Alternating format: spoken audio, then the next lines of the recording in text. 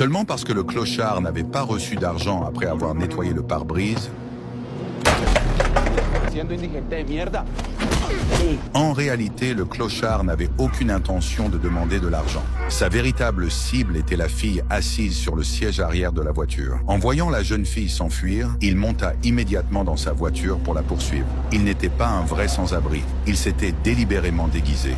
Il utilisa la voiture pour bloquer la route de la fille, puis l'enferma dans le coffre. Quand les gardes du corps arrivèrent sur place, l'homme avait déjà pris la fuite. La jeune fille, Elisa, était la fille d'un chef de gang local, et elle venait maintenant d'être enlevée. Vincent, furieux, ne pouvait pas croire que 2 gardes du corps professionnels n'aient pas réussi à vaincre un simple clochard, et qu'en plus, il ne savait rien sur son identité. Il annonça une récompense de 28 millions de dollars et mobilisa tous les membres du gang. Pendant ce temps, après avoir conduit sur plusieurs kilomètres, le ravisseur se rendit soudain compte qu'aucun bruit ne provenait du coffre. Il s'arrêta brusquement pour vérifier la situation. Si quelque chose arrivait à Elisa par manque d'oxygène, ce n'était pas le résultat qu'il souhaitait. Après s'être assuré qu'il n'y avait personne aux alentours, il ouvrit le coffre.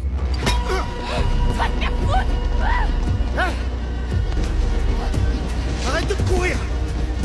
Elisa, terrorisée, était devenue extrêmement agitée. Johnny la poursuivit un long moment avant de la rattraper à nouveau. Il lui dit de ne pas s'énerver, qu'il l'avait enlevée pour son propre bien. Puis Johnny sortit une photo et la posa au sol, demandant à Elisa de bien la regarder. Sur la photo, en plus de Johnny, on voyait 2 autres personnes, le père d'Elisa, le chef du gang et sa mère. Il semblait que les 3 avaient été de très bons amis autrefois. Johnny expliqua qu'il l'avait emmenée parce que sa mère lui avait demandé de venir la chercher. Mais en entendant cela, Elisa devint encore plus bouleversée. Sa mère était morte 5 ans plus tôt. La jeune fille était confuse.